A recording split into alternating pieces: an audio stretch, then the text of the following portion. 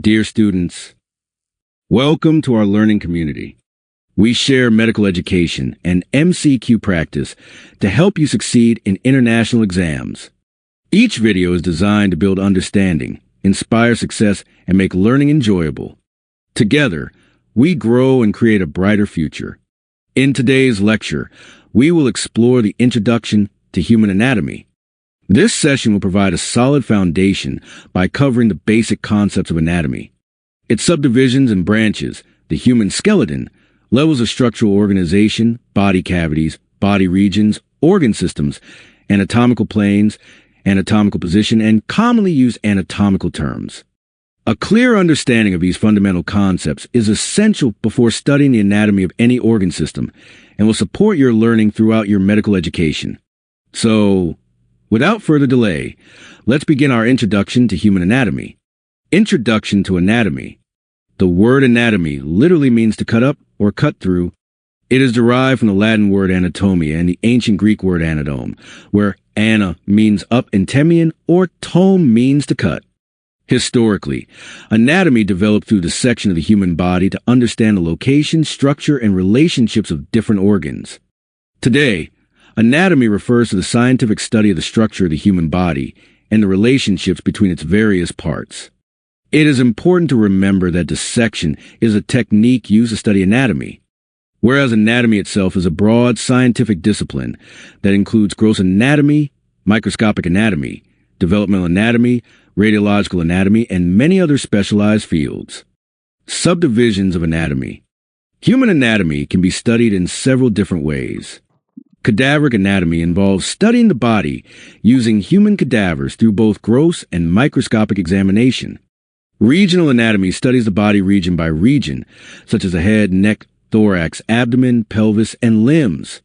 Systemic anatomy studies the body according to organ systems, including the skeletal, muscular, nervous, vascular, respiratory, digestive, endocrine, and urogenital systems.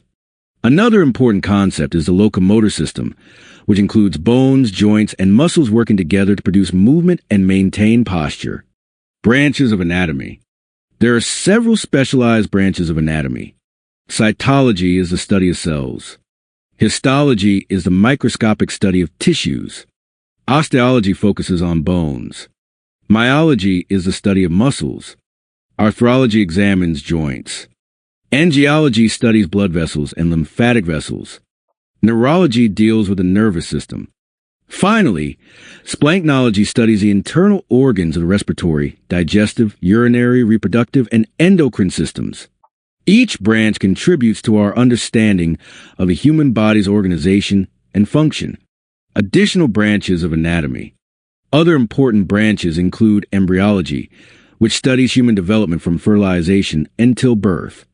Surface or topographic anatomy relates external landmarks to the deeper structures beneath them, making it particularly useful during physical examination.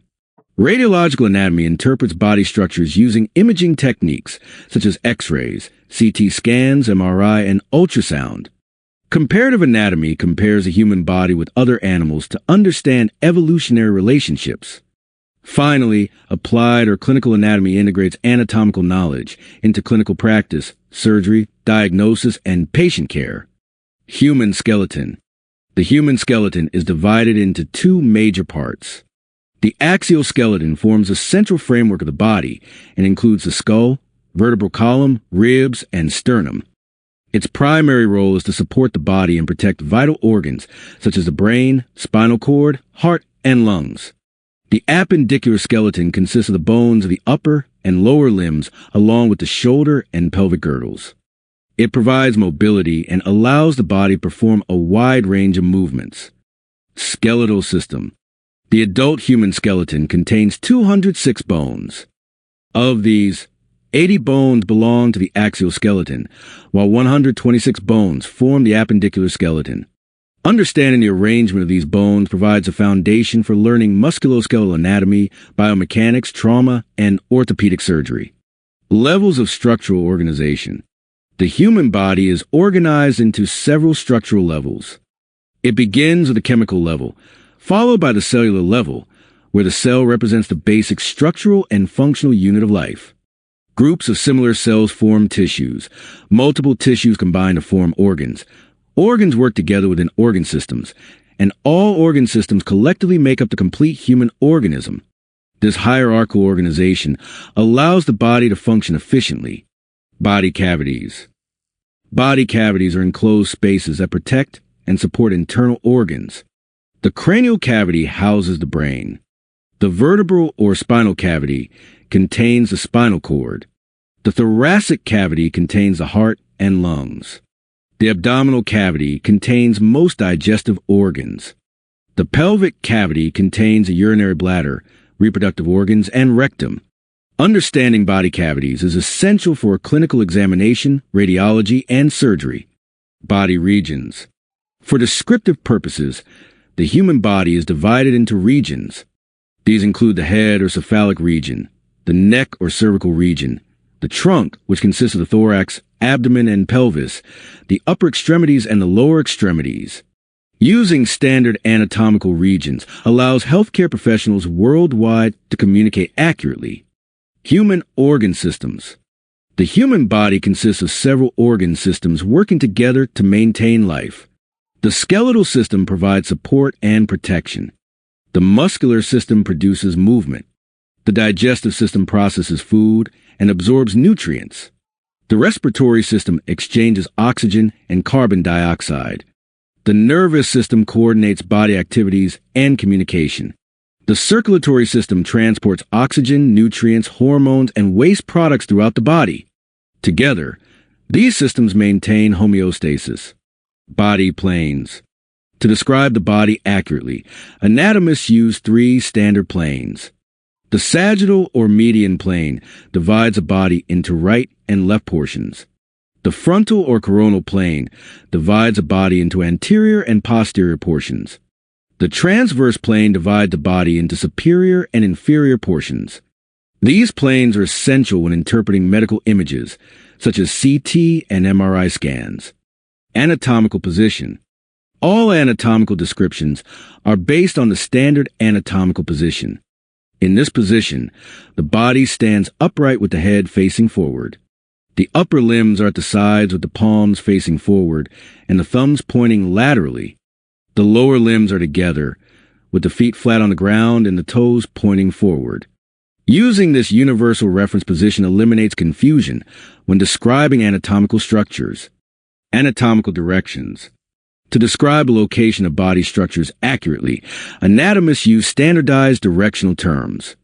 Superior means toward the head, while inferior means toward the feet. Medial refers to structures closer to the body's midline, whereas lateral indicates structures farther from the midline. Anterior, also called ventral, means toward the front of the body, while posterior or dorsal means toward the back. Proximal refers to structures closer to the point of attachment, whereas distal refers to structures farther away.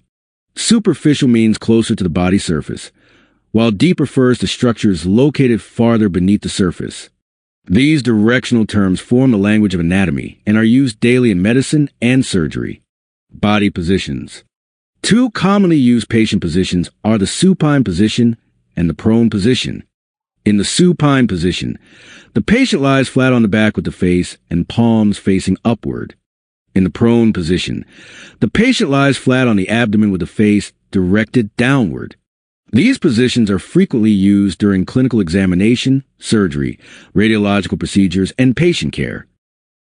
Summary of anatomical terms.